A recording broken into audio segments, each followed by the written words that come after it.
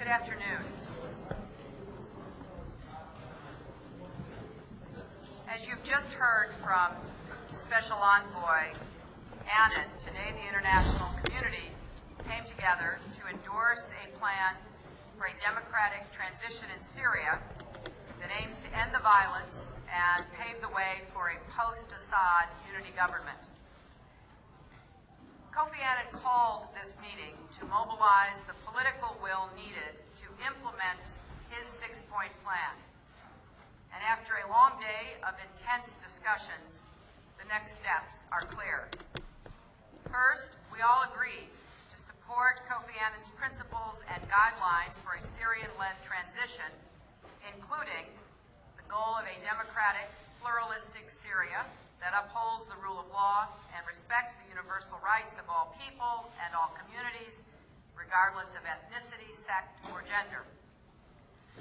Maintaining the integrity of the Syrian state and its institutions.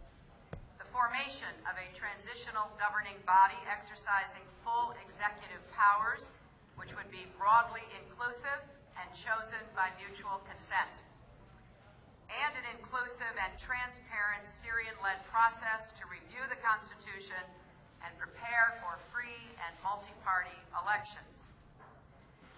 These are principles that have formed the basis for successful democratic transitions all over the world, and they offer the best chance for restoring peace and meeting the needs and aspirations of the Syrian people.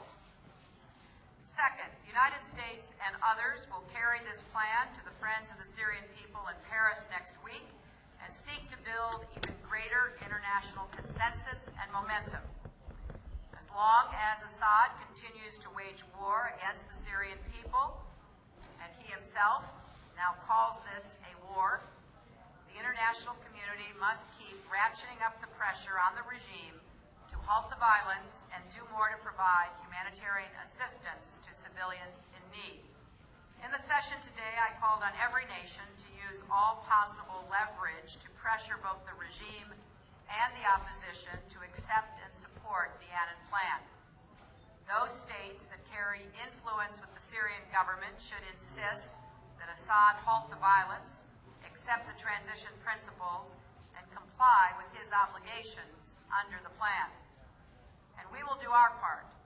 At the conference hosted by the Arab League in Cairo next week, we will engage a broad cross-section of the Syrian opposition and urge them to unify around the Joint Special Envoy's principles and to seek buy-in from every part of the Syrian community. The United States will not waver in our conviction that the future of Syria belongs to the Syrian people. They deserve our support and the support of every nation. So we will press ahead, building on what was accomplished today, pursuing every diplomatic avenue, and playing a leadership role in resolving this crisis that has gone on too long. Assad will still have to go. He will never pass the mutual consent test, given the blood on his hands. I think you already heard Kofi Annan basically say the very same thing.